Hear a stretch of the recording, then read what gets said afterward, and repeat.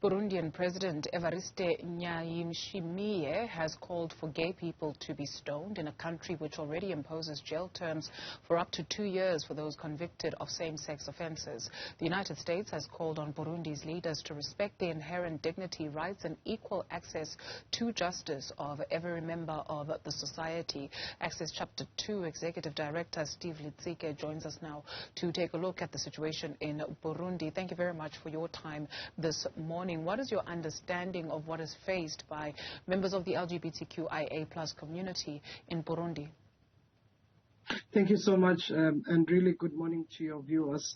Look, it is concerning indeed to see what Burundi President calling citizens really to stone LGBTI person. So our understanding, and it's our belief, this has significant impact and implication for LGBTI people, but also generally for society, because when you look at, how violation happens, first is that this is a clarion call of punishment, of criminal calling by the president, and it really undermines even their own constitution of equality before the law. And that on its own, to really call for stoning of LGBTI people, it puts the safety of LGBTI in Burundi at risk, but also it really calls for a kind of a public condemnation and public punishment by the people of Burundi. From the work that you do, perhaps the understanding of on a continental level, because Burundi is not the exception to the rule, what do we find what do we find are some of the reasons behind this kind of talk? Well, I mean, we should not be ignorant that, LGBTI person in Africa, have for the significant long time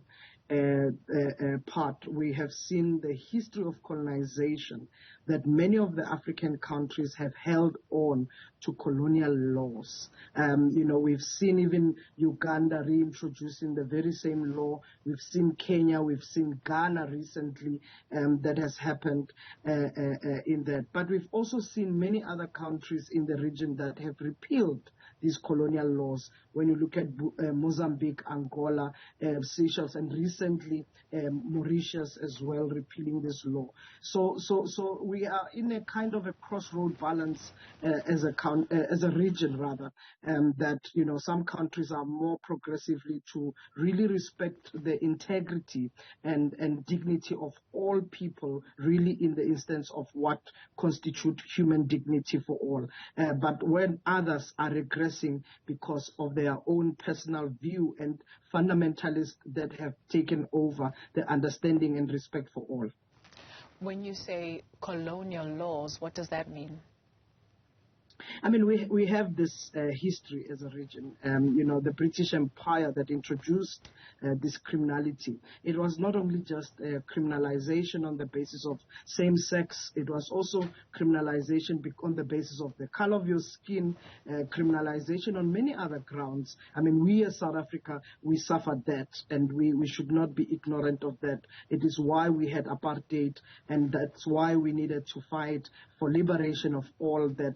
When you look at the constitution that we have as a country, became a beacon of hope for South Africans, but also for the global community, to take it as a template, that seeks to really build a just society. And I think it's quite important that we see how it is necessary to repair the injustice of the past.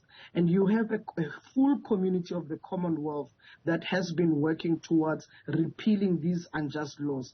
The British government, or the UK government, a few years ago in 2018, the Prime Minister then, Theresa May, said these colonial laws were wrong then and they are still wrong now. And it is why they must be repealed, because you cannot say one person is protected and the other one is not protected. We all actually are entitled to human rights just by virtue of being human. And unfortunately, when you see persistent persuasion of leaders like Burundi President that is calling for a killing or stoning of LGBTI people, you are perpetuating criminal activities, but you are also disrespecting your citizens who have contributed to put you in power as well.